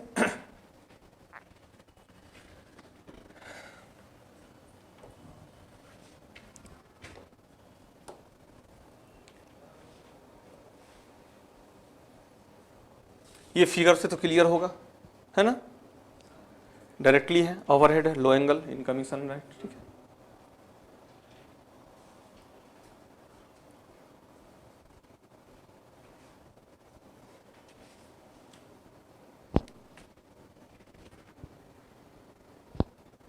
अब देखिए पृथ्वी में 2 प्रकार की गति होती है। पृथ्वी की 2 प्रकार की गति है, एक रोटेशनल, दूसरा रिवॉल्यूशन। रोटेशनल गति के कारण जो है वह डे और नाइट होता है, घूर्णन। घूर्णन के कारण क्या होता है, दिन और रात होते हैं। और रिवॉल्यूशनरी मूवमेंट के कारण क्या होता है, सीजनल चेंज होता है। अब यह रिवॉल्यूशनरी मूवमेंट कैसे परफॉर्म होता है, इसको अगर आप देखेंगे, यह 0 डिग्री है, यह 23.5 डिग्री नॉर्थ है, और यह क्या है, 23.5 डिग्री साउथ। ठीक है, हम लोग पढ़े हैं सनलाइट वर्टिकल किसके किसके बीच होगा, कर्क रेखा और मकर रेखा के बीच होगा। मान लीजिए कर्क रेखा पर लाइन ऑफ कैंसर पे यह 21 जून को वर्टिकल होता है। कब होता है, 21 जून को, 21 जून, 21st of June. 21st of June वह दिन है जब उत्तरी गोलार्ध या नदर्न हेमिस्फीयर नहीं है, यह 0 डिग्री नॉर्थ है, उत्तरी गोलार्ध में दिन की लंबाई क्या होगी, सबसे अधिक होगी, यह पॉइंट याद रखिएगा। डे क्या होगा? लॉन्गर होगा, लॉन्गेस्ट होगा, सॉरी लॉन्गर से कम नहीं चलेगा, लॉन्गेस्ट सबसे लंबा होगा, ठीक है। और नाइट जो होगा वो क्या होगा? शॉर्टेस्ट होगा, हाँ शॉर्टेस्ट होगा। इस पर्टिकुलर टाइम को हम लोग क्या कहते हैं? समर सॉलिस्टिक कहते हैं। क्या कहते हैं इसको? ग्रीष्म संवरणिस कहते हैं। किस डेट को? देखो भारत का कंडीशन बड़ा अच्छा अपना, अभी भी देख रहे हैं सनलाइट जो है सनसेट काफी लेट से होता है, 7 बजे तक सन होता है, जबकि 21 जून जा चुका है, नहीं जा चुका है, और हम लोग उत्तरी गोलार्ध में हैं। भारत का जो अक्षांशीय विस्तार देखेंगे आप क्या है? 8 degree 4 minute to 37 degree 6 minute. ध्यान रखिएगा अपने यहाँ सनसेट 7 बजे तक रोशनी दिखता है, लेकिन दिल्ली में नहीं दिखता होगा। दिल्ली में जो है वह 6 बजे ही अंधेरा हो जाता होगा। जम्मू कश्मीर में जाएंगे तो और 5 बजे अंधेरा हो जाएगा। हाँ नॉर्थ, जैसे से ऊपर जाएंगे, ठीक है। नीचे जाएंगे तो और थोड़ा क्या होगा? डे लॉन्गर होता जाएगा। आखिर ऐसा क्यों होता है? क्योंकि 8 डिग्री 4 मिनट से 37 डिग्री 6 मिनट हमारा अक्षांशीय विस्तार है, और 8 डिग्री 4 मिनट उत्तर और 37 डिग्री भी क्या? उत्तर। मान लीजिए 8 डिग्री यह है और 37 डिग्री यह है, और 23.5 डिग्री मान लीजिए यहाँ बीच में आता है, तो 21 जून को तो यहाँ आया है नहीं है? 21 जून के बाद तुरंत तो यहाँ से नहीं वापस चला जाएगा। जून है, जुलाई है, अगस्त है, सितंबर है, अभी सितंबर तक उत्तरी गोलार्ध में है ना। तो और बिहार का लोकेशन इसी के आसपास है। तो बिहार क्या, इंडिया, कंप्लीट इंडिया की बात कर रहा हूं मैं। सनलाइट जब उत्तरायण होगा, सूर्य जो उत्तरायण होने के कंडीशन में जब 21 जून में आने के लिए क्या करना होगा? मार्च, अप्रैल, मई, तो उस कंडीशन में भी सनलाइट अधिक आएगा अपने पास, और फिर जब रिट्रेट बैक होगा, वापस जाएगा, तो उस कंडीशन में भी अधिक जाएगा। तो भारत का कंडीशन बड़ा ही आइडियलिस्टिक है, बड़ा ही आदर्श कंडीशन। देखो भारत देश तो बड़ा खूबसूरत है ना जी, भौगोलिक दृष्टिकोण सभी एंगल से देखिए भारत बहुत खूबसूरत है। भारत में जो है आपका दक्षिण भारत, यह 8 डिग्री मैंने बोला है, और आइलैंड के पॉइंट ऑफ जाएंगे 6 डिग्री तक जाता है, और वह किसके क्लोज है? इक्वेटर के क्लोज है, 0 डिग्री के क्लोज है। तो जितने भी अभी मैंने बोला वहां पे मैग्नेटिक फील्ड्स क्या है, मैग्नेटिक पावर्स क्या है, कम है, तो कोई दूसरा पावर होगा। तो इसलिए साउथ इंडियन टेम्पल जितना है वह रिचार्जिंग पॉइंट है, एनर्जी पॉइंट है। देखो हमारे अंदर जो भी अच्छा है बुरा है, जितनी भी चीजें आती है, आप बैठे हुए हो, all are related with hormone. सब लोग इसको मानते हैं ना, हार्मोन सेक्रेशन से ही सारा चीज डिसाइड होता है। और हार्मोन किससे डिसाइड होता है? हार्मोन सेक्रेशन प्रकृति से होता है, नेचर से होता है। इसलिए साउथ इंडियन टेम्पल जो है वहां पे जाने के बाद आपको पॉजिटिव हार्मोन जो है वह माइंड में अधिक रिलीज होगा। क्यों? क्योंकि वहां का वातावरण ऐसा है, उसके पॉइंट ऐसे हैं, और इसलिए वहां के मंदिरों में बहुत पूजा पाठ नहीं होता है, समझे। वहां कहा था मंदिर में जाके वाला आप बैठिए, कुछ मत कीजिए, जाइए बैठिए, खाइए पीजिए, पार्क जैसा उसको यूज कीजिए। देखिए आप वहां से फ्रेश होकर निकलते हैं। बहुत सारे टेम्पल और हजारों हजार साल पुराने टेम्पल हैं, पुराने, बहुत पुराने मंदिर हैं, जो कि एक्चुअल में रिचार्जिंग पॉइंट तो इंपॉर्टेंट है। जो देख रहे सनलाइट कितना टाइम हम लोग को एनर्जी देता है, जाने में भी आने में भी। तो ऑब्वियस सी बात है उस एनर्जी का कुछ ना कुछ तो इंपैक्ट हमारे अंदर होगा, हमारे एरिया के नेचर में होगा, हमारे एरिया के लोगों में होगा, हमारे एरिया के ऑर्गेनिज्म जानवरों में होंगे। यह एनर्जी और सन एनर्जी है, प्राइम सोर्स ऑफ एनर्जी है, समझिए ऊर्जा का प्राथमिक स्रोत है वह। जितने भी एनर्जी है सब इसी से निकले हैं, इंक्लूडिंग एटॉमिक एनर्जी ऑल्सो। जितने भी पृथ्वी पर पाए जाने वाले स्रोत हैं ऊर्जा के, वह सब कहां से निकले हैं? किसी न किसी रूप में सन ऊर्जा से ही निकले हैं। तो 21 जून को क्या होगा? अपने यहां दिन की लंबाई क्या होगी? सबसे अधिक होगी, रातें सबसे छोटी होंगी, ठीक है। डे लॉन्गेस्ट होगा और रात नाइट क्या होगा? वह शॉर्टेस्ट होगा। फिर 21 जून के बाद क्या होगा? यह दक्षिणायन होगा, है ना। जून के बाद क्या आएगा? जुलाई, जुलाई के बाद अगस्त, अगस्त चल रहा है, और अगस्त के बाद सितंबर। कितना सितंबर? 22 या 23 सितंबर, 22 या 23 सितंबर, 23 सितंबर वह डेट है जब क्या होगा, हाँ, सनलाइट कहां वर्टिकल होगा, इक्वेटर पे। ठीक है, ध्यान रखिएगा, इक्विनॉक्स है यह, विषुव है यह। ठीक है, और इस पर्टिकुलर डेट को संपूर्ण पृथ्वी पर दिन और रात की लंबाई क्या होगी, इक्वल होगी। देखोगे ना आप, 23 से अभी अगस्त आया, अगस्त के बाद जैसे ही अगस्त खत्म होगा सितंबर स्टार्ट होगा तो दिन छोटा होना शुरू होगा। एग्जाम में यह भी एक हर्डल होगा, अभी जितना बड़ा दिन है उतना बड़ा दिन नहीं होने वाला है, दिन छोटा होगा। ठीक है, इसलिए पढ़ लीजिए, समझे ना। तो दिन की लंबाई क्या होगी, कम होती जाएगी। और सितंबर लास्ट तक आते आते देखोगे दुर्गा पूजा का समय आ जाता है, दिन कब शुरू हुआ, पूजा में ही खत्म हो गया, है ना। तो फिर जो है अक्टूबर, नवंबर, दिसंबर तक यही मामला चलता रहेगा, है ना। सितंबर, अक्टूबर, नवंबर और दिसंबर।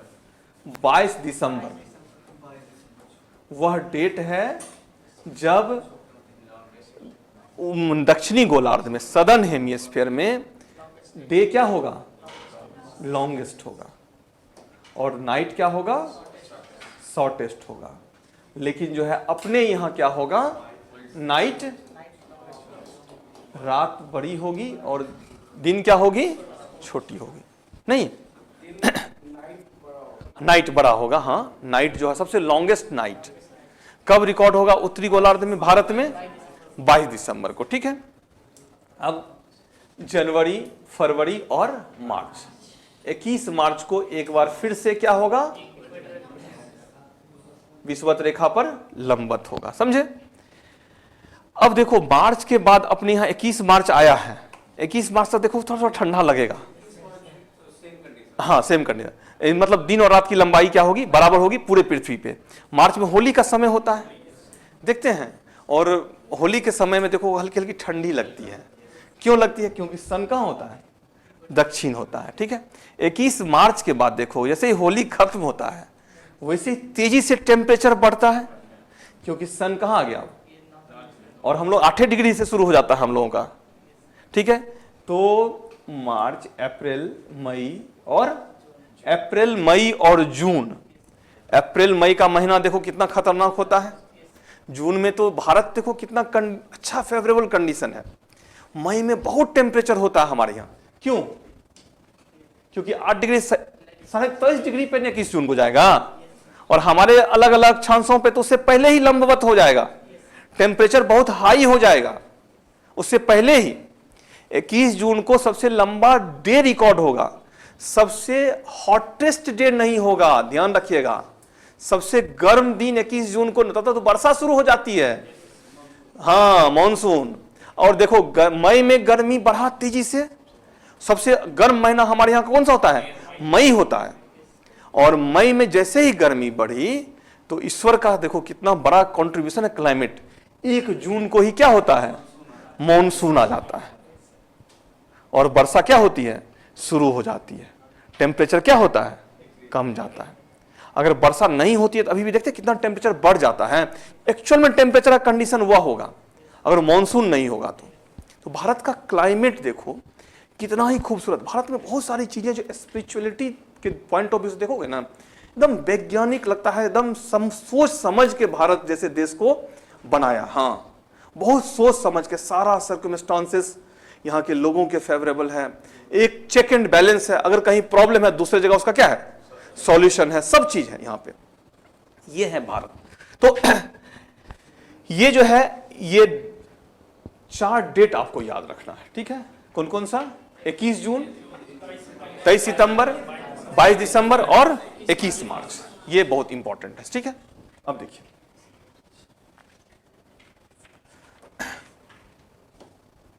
इसके अलावा पृथ्वी पर क्षैतिज वितरण को प्रभावित करने वाले कारक में सूर्य ताप के क्षैतिज वितरण को जो इन्फ्लुएंस करता है फैक्टर, उसमें कुछ और फैक्टर भी रेस्पॉन्सिबल है, जैसे डिस्टेंस बिटवीन अर्थ एंड सन, पृथ्वी और सूर्य के बीच की दूरी। क्योंकि पृथ्वी और सूर्य का जो है, पृथ्वी का जो रिवॉल्यूशनरी पाथ है वह क्या है, वह इलिप्टिकल है। तो दो डेट ऐसे होते हैं जब सूर्य पृथ्वी के बीच मिनिमम डिस्टेंस होता है और मैक्सिमम डिस्टेंस होता है। 4 जनवरी वह डेट है जब 3 जनवरी, वही 3 या 4 जनवरी, हाँ, जब सन और पृथ्वी के बीच की दूरी क्या होती है, सबसे कम होती है, ठीक है, मिनिमम डिस्टेंस होता है। तो इसको कहते हैं हम लोग पेरीहेलियन। देखिए कहीं लिखा होगा, ये जनवरी है ना, पेरीहेलियन, पेरीहेलियन है यह। इसको कहते हैं हिंदी में क्या, उपसौर। क्या है, ऊ है, उपसौर। ऊ और औ में डिफरेंस है, ठीक है। तो इन हिंदी इंग्लिश वाला याद रखिएगा तो अच्छा रहेगा। पेरीहेलियन, पी से पास, तो पास है। कब है यह, 3 जनवरी या 4 जनवरी को, ठीक है। पृथ्वी पर सूर्य ताप का प्रभाव उसके औसत प्रभाव से 7% कम होता, सॉरी अधिक होता है। 7% क्या होता है, अधिक होता है, क्योंकि क्लोज है यह, ठीक है। जबकि फिर जुलाई में 4 जुलाई वह डेट है जब पृथ्वी और सूर्य के बीच की दूरी क्या होती है, मैक्सिमम होती है, अधिकतम होती है। इस समय पृथ्वी पर सूर्य ताप का प्रभाव उसके वास्तविक प्रभाव से 7% क्या होता है, कम होता है, ठीक है। 7% क्या होता है, कम होता है। यहां पर 7% क्या होता है, अधिक होता है, समझे। अब समझिएगा थोड़ा सा, जनवरी में अपने यहां क्या होता है जी, ठंडा होता है, और ठंडा में सूर्य पृथ्वी के नजदीक हो, देखो कितना अच्छा भारत है, नजदीक होता है। तो हमारे यहाँ का विंटर भी 7% क्या होता, कम ठंडा होता है। अगर यह कंडीशन नहीं होता तो हमारे यहाँ का ठंडी भी 7% अधिक ठंडा होता है, जितना ठंडा होता है। और अभी एक्चुअल में हमारे यहाँ का ठंडी 7% क्या होता है, कम। भारत का देखो, भारत में सब कुछ है, हिमालय देखो, वो साइबेरियन विंड को क्या करता है, रोक के रखता है। भारत में विश्व गुरु बनने वाला वो सब चीज है, बस यहाँ का थोड़ा पॉलिटिशियन लोग क्या हो, अच्छा हो जाए, जो कि कभी इतिहास रहा है, कभी अच्छा नहीं रहा है। जब अच्छा रहा तब भारत अच्छा था ही। तो समझे, ये 2 ऐसे कारक हैं जो पृथ्वी पर सूर्यताप के वितरण को क्या करते हैं, प्रभावित करते हैं, जिसको हम लोग क्या कहते हैं, एपीहेलियन और पेरीहेलियन। बस कंडीशन याद रखना है, नाम याद रखना है, एग्जाम पॉइंट ऑफ व्यू से इंपॉर्टेंट है। फिर इतना होने के बाद यह तो तय है, जो पृथ्वी पर कुछ स्थान पर सूर्य की किरणें क्या होती हैं, अधिक होती हैं, कुछ स्थान पर सूर्य किरणों का प्रभाव क्या होता है, कम होता है। तो लैटिट्यूडनल हीट बैलेंस, यहाँ पे एक पॉइंट निकल के आता है, यह क्या होता है। देखिए फिगर में दिख रहा होगा, फिगर में दिख रहा होगा क्या, ये 30 डिग्री है अक्षांश, है ना, ये 30 डिग्री अक्षांश है, दिख रहा है ना। यह 0 डिग्री से 30 डिग्री के बीच का क्षेत्र है, दिख रहा है सब लोगों को। यहाँ पे हीट सरप्लस एरिया है, समझे। मीन्स हीट सरप्लस एरिया कहने का सेंस है क्या, जो इनकमिंग रेडिएशन है। इनकमिंग रेडिएशन मीन्स क्या, सूर्य से जो आने वाली किरण है, incoming radiation, efficiency of incoming radiation is greater than the outgoing radiation. पार्थिव विकिरण पृथ्वी से टकरा करके जो लौटती है उसकी तुलना में सूर्य ताप का प्रभाव क्या होता है, अधिक होता है, समझे। जिस कारण से यहाँ पे सरप्लस हीट का एरिया, यहाँ पे अधिक उष्मा की प्राप्ति होती है, ठीक है, हीट सरप्लस एरिया। लेकिन 30 डिग्री के ऊपर अभी हम लोग देखे हैं, क्यों, क्योंकि 36 किरणें होती हैं, 23 डिग्री तक ही वर्टिकल होता है सनलाइट, और फिर 30 डिग्री के उत्तर और दक्षिण दोनों में क्या होता है, जो आउटगोइंग रेडिएशन है वह क्या होता है, वह अधिक होता है किसकी तुलना में, incoming radiation. Heat deficit area है, यहां तापमान कम होता है, यहां पे तापमान, तो इसका यह प्रभाव होना चाहिए था। इस एरिया को डे टू डे क्या होना चाहिए था, गर्म हो जाना चाहिए था, और इस एरिया को डे टू डे क्या होना चाहिए, लेकिन एक्चुअल में ऐसा तो क्या होता है, जो सरप्लस एरिया से हीट है डेफिसिट एरिया में क्या होता है, हीट का ट्रांसफर होता है। और हीट के साथ तो यह नेचर है ही, जहां अधिक उष्मा होती है वहां से कम क्षेत्र में उष्मा का क्या होता है, ट्रांसफर। इसी को कहते हैं latitudinal heat balance. 75% heat transfer by the air and 25% by the water, समझे। 25% किससे होता है, यह जल से होता है। तो इसी को हम लोग क्या कहते हैं, लैटिट्यूडनल हीट बैलेंस, ठीक है, अक्षांशीय उष्मा संतुलन। फिगर नहीं बना हुआ है, तो जिनका नहीं बना लीजिए फिगर, इसको, इस फिगर को केवल बना लीजिए।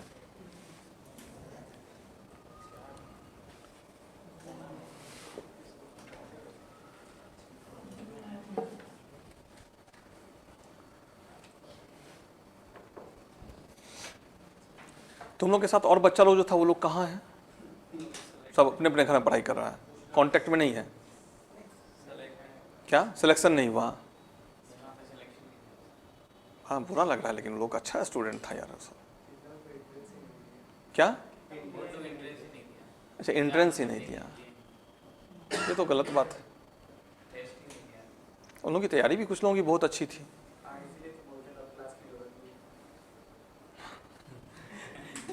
चलो आई होप कि बिना क्लास का रिजल्ट हो जाए। इम्पोर्टेंट क्या है? वो चाहे जहाँ से हो, ठीक है।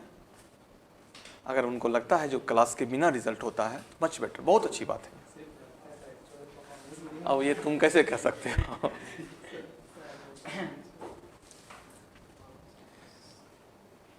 ये रिजल्ट बड़ा महत्वपूर्ण है भाई।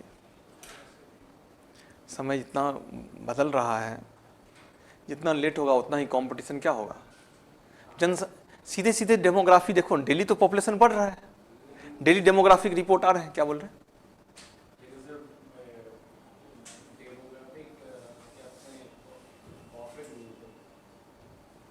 प्रॉब्लम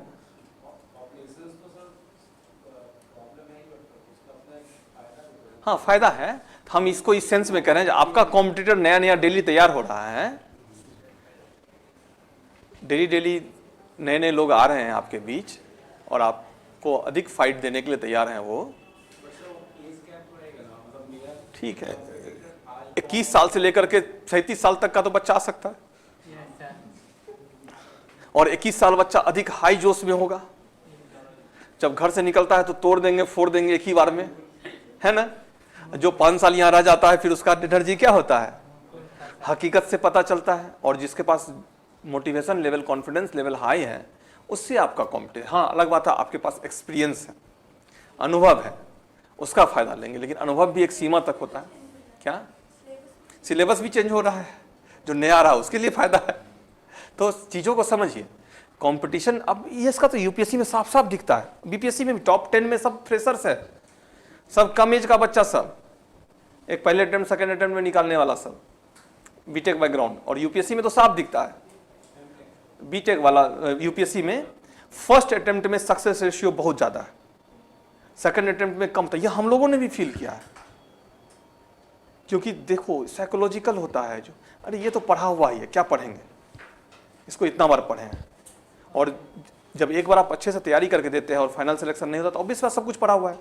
इग्नोरेंस टेम्परामेंट डेवलप हो जाता है, और यह इग्नोरेंस टेम्परामेंट क्या करता है, आपको कंपटीशन से बाहर कर रहा होता है। ये सेकंड अटेम्प्ट थर्ड अटेम्प्ट वाले, इससे यह एकदम साइकोलॉजिकल प्रॉब्लम यह होता ही होता है। हाँ अगर फर्स्ट अटेम्प्ट में आपको कोई रैंक मिल गया, छोटा रैंक मिला, तो सेकंड अटेम्प्ट में आपने रैंक को बढ़ाने के लिए जब काम करते हैं, आप देखते हैं हमारी यह कमी थी उस पार्ट को हम क्या करते हैं, पूरा करते हैं। और सिलेक्शन नहीं होता है तब तो लगता है हमारा सब कमी था, नहीं है सब में। और सब जब पढ़ने बैठते तो लगता है सब हम तो पढ़ रखे हैं, दोनों ही चीजें। ये बहुत बड़ा सेटबैक है, एकदम प्रैक्टिकल में बता रहा हूँ। इसलिए फर्स्ट अटेम्प्ट में बहुत एनर्जी होता है, सेकंड अटेम्प्ट में अगर रिजल्ट आया है आपका तो एनर्जी बना रहता है, नहीं तो एनर्जी क्या होता है, डाउन होता है। थर्ड अटेम्प्ट में तो पूरी तरह से समाप्त हो जाती है, अब समस्या बहुत गंभीर। और हाँ अगर प्रीलिम्स निकल रहा है, मेंस नहीं निकल रहा, तो फिर आप उसको करेक्शन करते चल जाते हैं। लेकिन 3-4 अटेम्प्ट तक जब प्रीलिम्स ही नहीं निकला, उस बच्चे का सक्सेस रेशियो एकदम खत्म हो जाता है, फिर समझे। फिर उसको अपने आप में बहुत इवेल्युएट करने की जरूरत है, स्ट्रॉन्ग डिटर्मिनेशन, सेल्फ कॉन्फिडेंस और बहुत सारी चीजें अपने अंदर करेक्शन करने की जरूरत होती है, तभी रिजल्ट होता है। तो यह क्या है, हीट डिस्ट्रीब्यूशन है, लैटिट्यूडनल हीट डिस्ट्रीब्यूशन, समझे ना सब लोग। अब देखिए, अब नेक्स्ट टॉपिक पे हम लोग आते हैं। फिर गिर गया जी, इसको रखो यार, बोल देंगे इसको जो है चिपका देगा किसी चीज से। हाँ या आप ही लोग देखेंगे तो चिपका दीजिएगा इसको।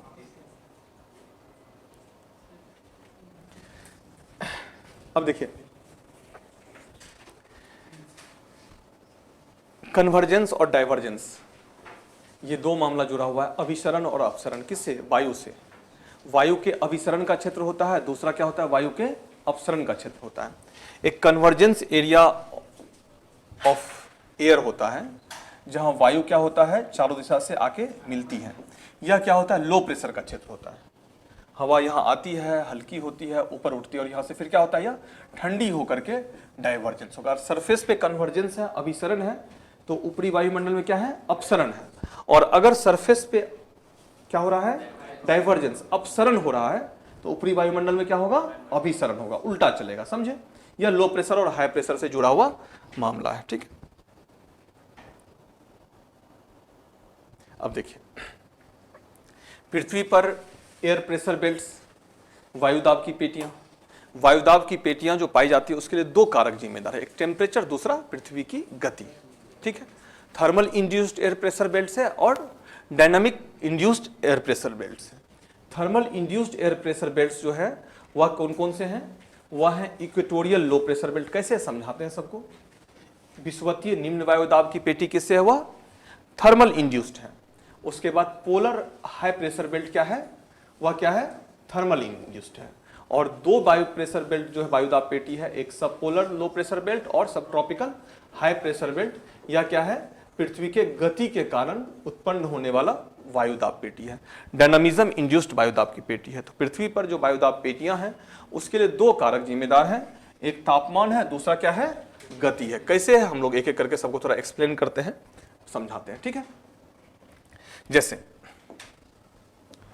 और इसके पीटी पॉइंट ऑफ व्यू से इसमें क्या है मेन पॉइंट, उसको हम लोग देखते हैं। यह 0 डिग्री है, हम लोग अभी पढ़े हैं 0 डिग्री पर सूर्य की किरणें सालों भर क्या होती हैं, लंबवत होती हैं। लंबवत होगी तो हवा गर्म होगी, हल्की होगी और ऊपर उठेगी, वर्टिकली राइज करेगी। राइज करेगी तो राइजिंग एयर क्या होगा, ठंडी होगी। ठंडी होकर के फिर ड्यू टू कोरियलिस फोर्स वह क्या होता है, वह हायर लैटिट्यूड्स की ओर मूव करती है और फिर यहाँ पे क्या होता है, यह 30 डिग्री अक्षांश के आसपास के एरिया में आके क्या होती है, यह अवतलित होती है, सबसाइड करती है। और यह 30 डिग्री का क्षेत्र क्या है, यह एयर का सबसाइडिंग एरिया है, जो किसके कारण होता है, यह वायु के अवतलन के कारण होता है। बोथ हेमिस्फीयर, दोनों ही गोलार्ध में, यहाँ पे भी आया है, यहाँ पे भी आया और यहाँ पे क्या हो रहा है, यह सबसाइड कर रहा है। कहाँ पे, 30 डिग्री अक्षांश के आसपास के क्षेत्र। ठीक है, अब जब हवा ऊपर उठ रही है, हल्की है, ऊपर उठ रही है, तो क्या हो रहा है, लो प्रेशर। क्या है यह, लो प्रेशर। और जब यह वायु नीचे बैठ रही है, भारी है, नीचे बैठ रही है, तो क्या हो रहा है, यह हाई प्रेशर।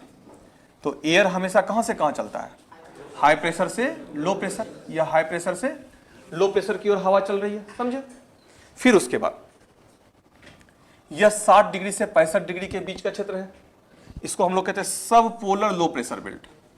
क्या कहते हैं इसको, सब पोलर लो प्रेशर बेल्ट।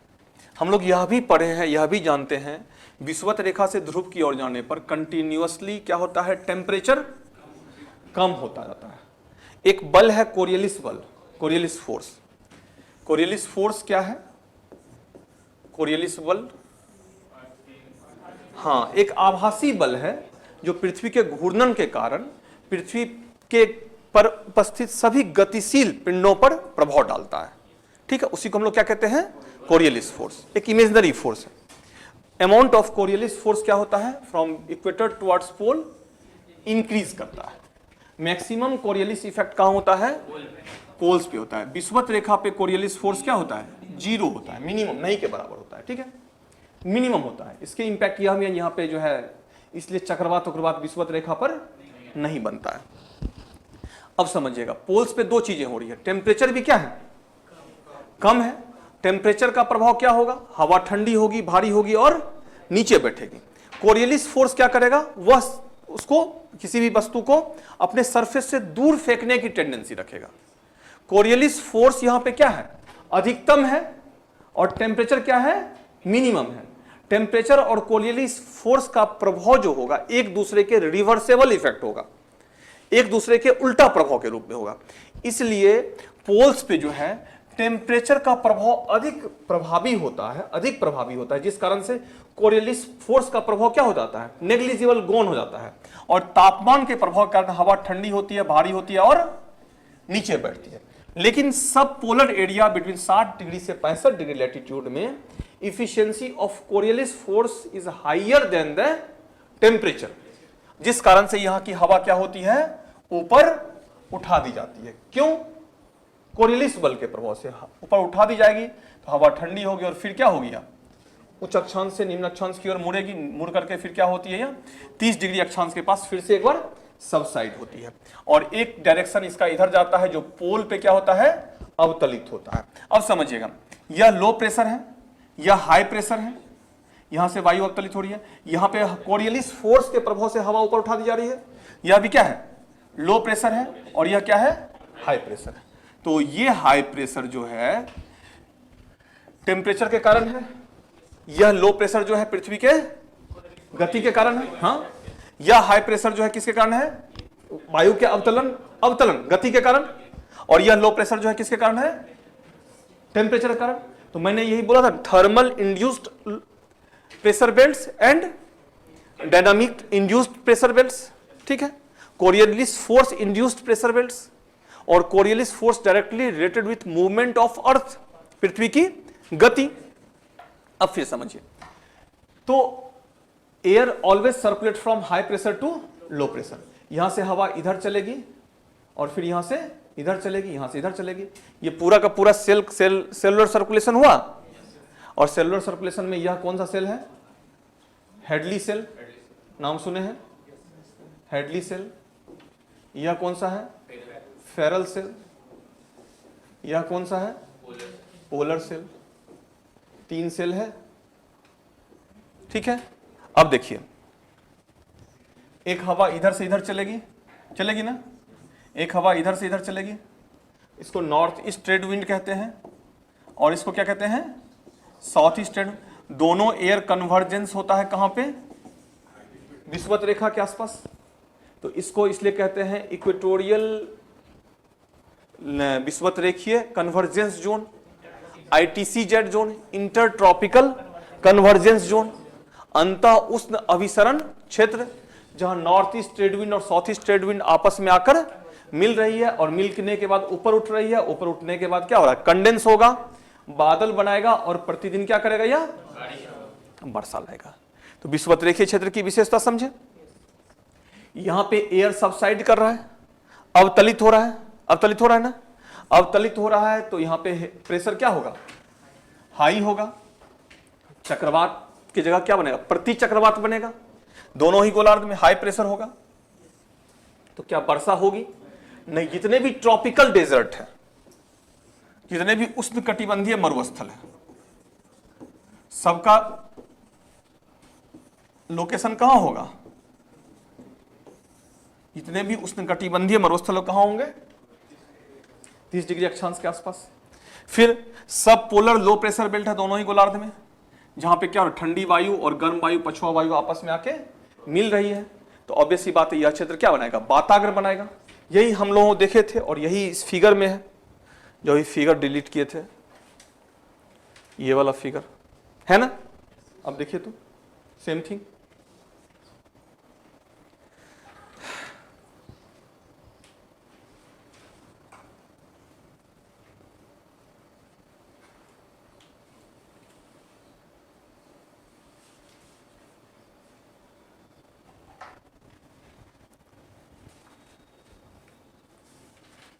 क्या समझ में आया।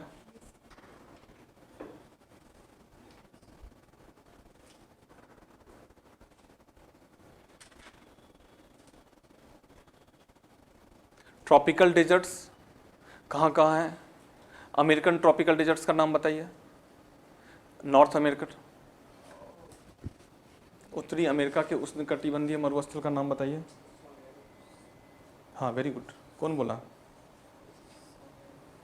सोनेरन और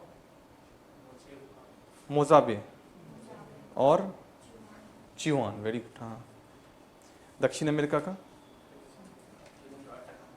अटाकामा, वेरी गुड। अफ्रीका का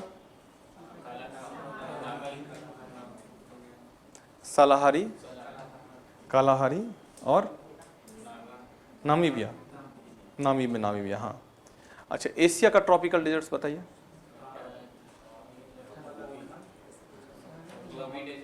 हाँ, टकला मकान कहाँ है,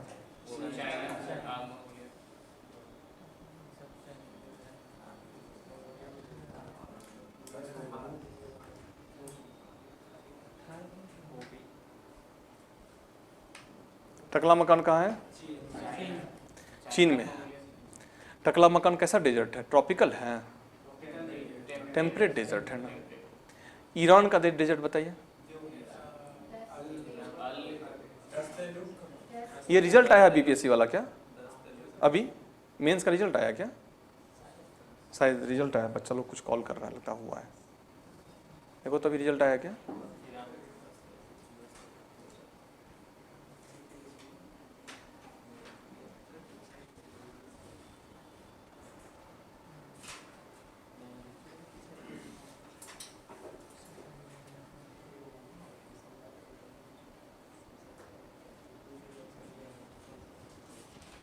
सिक्सटी 69th वाला नहीं, चलिए कोई नहीं आए, नहीं आया, चलिए सब कोई और रीजन होगा तो छोड़ दो, टाइम खराब मत करो। चलिए तो ईरान में बताइए 10 थे काबिर, 10 थे लूट। सऊदी अरबिया में अल नैफुद और रूबल खाली, है ना, ये सब ट्रॉपिकल डेजर्ट्स हैं, ठीक है, सब याद है। टेम्परेट डेजर्ट्स कौन सा है? साउथ अमेरिका में पेटागोनिया, हाँ, और एशिया में कुछ इंपॉर्टेंट टेम्परेट डेजर्ट्स, गोबी है, टकला-मकान है। गोबी कहाँ लोकेट है? मंगोलिया में। मंगोलिया चाइना के बॉर्डर पे, लेकिन अगर पूछे आपसे क्वेश्चन तो कहाँ होगा? वह मंगोलिया में ही होगा, ठीक है। ये 3 तरह के वायु है, tropical north east trade wind है, या वेस्टर्ली विंड है, या कौन सा है? पोलर विंड, ठीक है। ये तीनों विंड्स जो है या कौन किस कैटेगरी में आएंगे? प्रिवेलिंग विंड्स के कैटेगरी में, प्रचलित पवन कैटेगरी में आएंगे। आज यहीं रखते हैं और कल जो है जो रिमेनिंग टॉपिक बचा है उसको कंप्लीट करते हैं। कल क्लास शायद होगी, शायद नहीं होगी कल, ठीक है। मेरी क्लास तो होंगी, कुछ और क्लासेस होंगी, और वो वाला जो है करवाते हैं, ठीक है, इकोनॉमिक्स